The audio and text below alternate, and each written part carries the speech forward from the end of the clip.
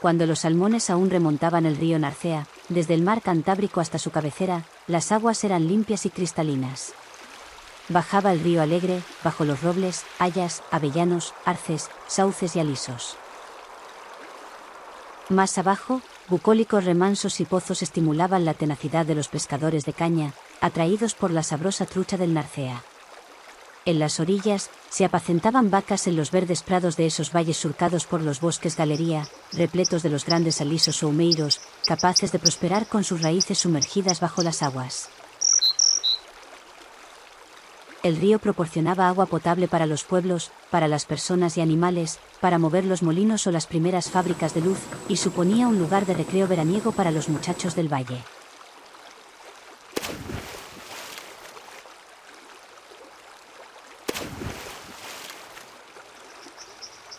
En el curso alto, las limpias y rápidas aguas, cargadas de oxígeno, albergaban entre las piedras del fondo numerosos invertebrados acuáticos, indicadores de la buena calidad del agua. Lo sabía bien Crispín, el mirlo acuático, que gustaba de recorrer los fondos del río sumergiéndose, buceando a la búsqueda de los maravallos y gusarapas. Un día, fue asustado por un fuerte chapoteo en el agua. Fue ocasionado por la simpática, ágil y juguetona nutria María Luisa, que desafiaba la velocidad de las truchas por las aguas del Narcea. La nutria había conquistado el mundo acuático como mamífero que es, adaptando todo su cuerpo al agua, a la natación y captura de los peces. Los ojos, la nariz y las pequeñas orejas en lo alto de la cabeza, para llevar los sentidos en el exterior del agua mientras nada. La larga cola le sirve de timón y apoyo para cuando necesita ponerse de pie y mejor otear su entorno.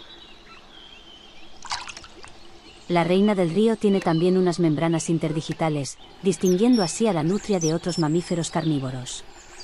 Ver nadar a María Luisa era un espectáculo fascinante, su destreza y habilidad no tienen parangón, con largos bigotes que aportan información táctil a la nutria mientras persigue a los hábiles peces o cuando anda a la búsqueda de anfibios. La hermana de María Luisa abandonó el río donde habían nacido para subir a la laguna de Arbas, donde pasó un tiempo alimentándose con las ranas en las orillas.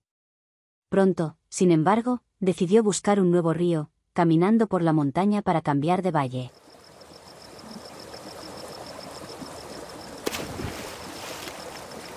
Era verano y en los ríos se veían grupos de niños y jóvenes disfrutando del frescor de las aguas, bañándose en las pozas a la sombra de los alisos. Algunos se entretenían buscando anfibios como el tritón ibérico o la rana bermeja, que compartían el hábitat con la peculiar salamandra rabilarga, que corrió a ocultarse entre la hojarasca y piedras de la orilla. Aguas abajo, el pintado martín pescador estaba atento desde su percha en una rama de un aliso a los peces y pescardos del río. Pero también permanecía inmóvil y atento en otra rama el gavilán, que sabía de la torpeza en los primeros vuelos de los jóvenes mirlos acuáticos y las lavanderas cascadeñas, que alegraban de amarillo las orillas del Alto Narcea, mientras buscaban insectos ajenos al gavilán. La cascadeña, con su cola temblona, buscaba a esos invertebrados acuáticos que, cuando acaban su metamorfosis, vuelan durante breves días por encima de la superficie del río.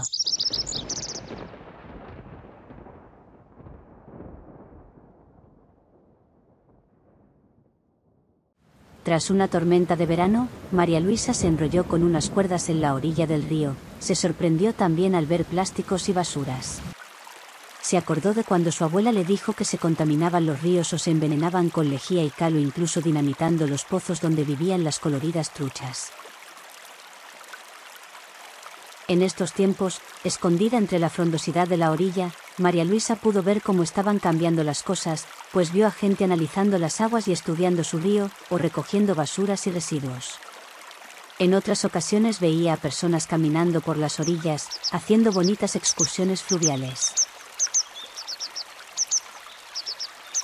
Un buen día María Luisa conoció al que sería su pareja, que había subido río arriba, después de pasar por el monte la gran presa hidroeléctrica que también cortaba el paso a los salmones, para llegar al embalse y alimentarse con los cangrejos. Con el tiempo, tendrían 3 cachorros a los que dedicarán mucho tiempo entre juegos y aprendizajes.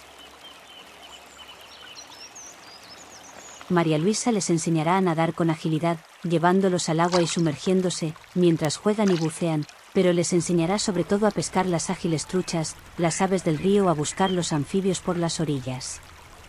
La capacidad de aprendizaje de las nutrias es muy alta, con un gran desarrollo intelectual. No paran de jugar con piedras y palos, de construir toboganes y de disfrutar del río hasta que, con 1 año, son expulsadas del territorio. Las nutrias jóvenes vagabundearán por los valles fluviales recorriendo largas distancias, incluso de noche. Una huella en la orilla del río de montaña informaba de que uno de los hijos de María Luisa había ya encontrado un hogar en el Cantarín río de montaña, junto a la cascada donde tenía su nido el mirlo acuático. Su hermano había bajado hasta el embalse, pero se asustó al ver una osa con sus esbardos que gustaban de bañarse en las orillas. No era la osa un enemigo de la nutria, que con su habilidad podía escapar fácilmente bajo las aguas. Más miedo tenía a la carretera, donde el tercer hermano perdió la vida cuando intentó cambiar de valle.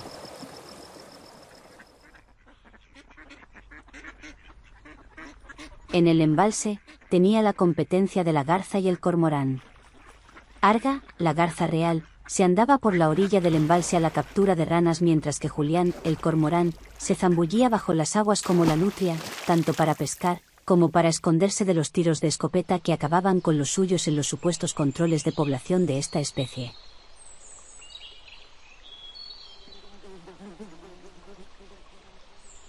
Durante las últimas tardes de otoño, los animales del río, insectos, anfibios, aves y mamíferos, presas y depredadores, aprovecharon las oportunidades alimenticias que brindaba el río Narcea.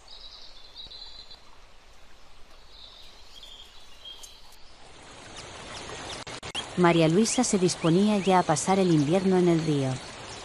Las cosas iban a cambiar, los hidrodinámicos insectos acuáticos tendrían que armarse de ingenio para no ser arrastrados corriente abajo. Las nieves y las lluvias harían aumentar considerablemente el cauce del río.